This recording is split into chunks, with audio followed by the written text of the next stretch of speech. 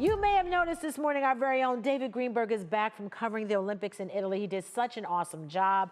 We welcome you back, but we had to do this interview because I want to get groundbreaking stuff. Groundbreaking. I want to get the real scoop on your whole experience. So first, what surprised you? Oh my goodness, what surprised me? I think just the scale of the Olympics. I mean, you know that it's the Olympics and it's a global stage, but I think seeing the amount of athletes and media and just like the global scale of it was like surprising and for the first time. Now you were there, and the one thing we like to talk about with you, because it's just become your trademark, is the food. Yes. I am curious, about the food.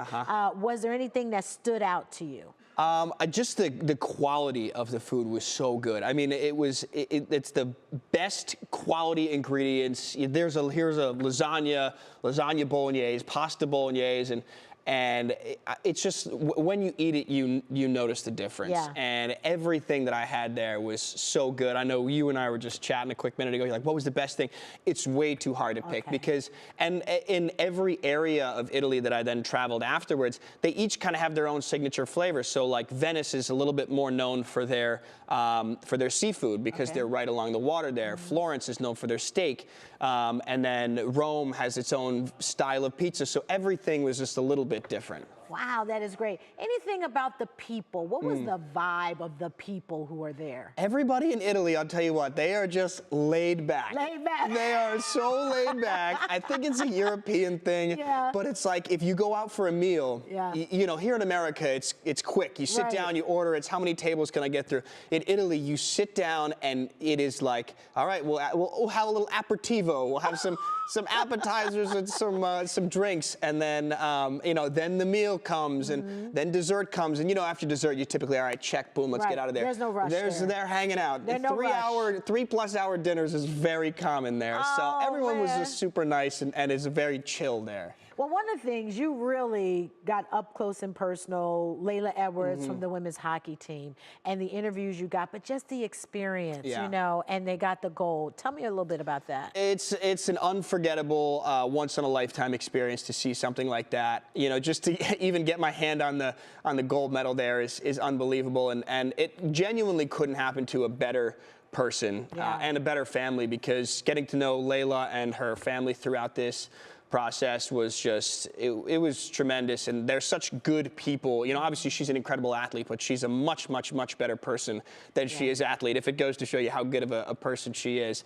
And so nice, so down to earth. They were always willing to talk, and throughout the whole time, I know, she always talked about Cleveland Heights. She always talked about her hometown, always talked about what it meant to have the support from here, and to be able to be that voice in between of the people here in Cleveland and Laila, and being able to show her what's going on back home was pretty special. Something I would like for you to share, because viewers don't understand this a lot of times when you go on location, the work. Yes. Tell me about the work as a journalist to get all those things done, not just live shots, but you were social media as well. So let's talk about that part for you. There were, they were long days. I'm not going to lie. I knew what I was signing myself up for, but it was pretty typical 16, 17, 18-hour days. Just, they kind of just roll into the next, where you get up, you do the whole work the whole day, you go to bed late, get up the next day, and it's right back to it.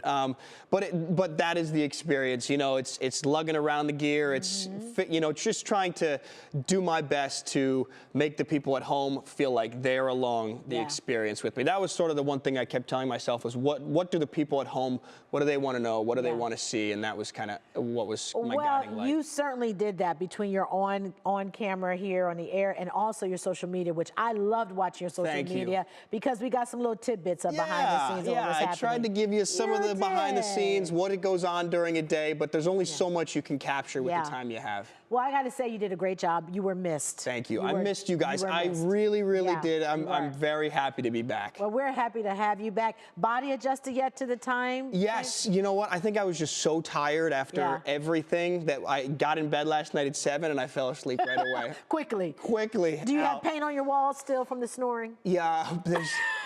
I noticed place? there was a little crack in the foundation of the building, is what it was. Oh my gosh! Well, welcome back, David Thank you. Greenberg, and excellent job you did covering the Olympics. Thank you. Thank you for bringing it to us, Greenberg style. Oh, I do what I can for you. Thank you very much. And your mother and I text while you were gone, by the way. Did you? Yeah, we did. Oh, see, I'm learning something new now this morning. Yeah, we'll talk later.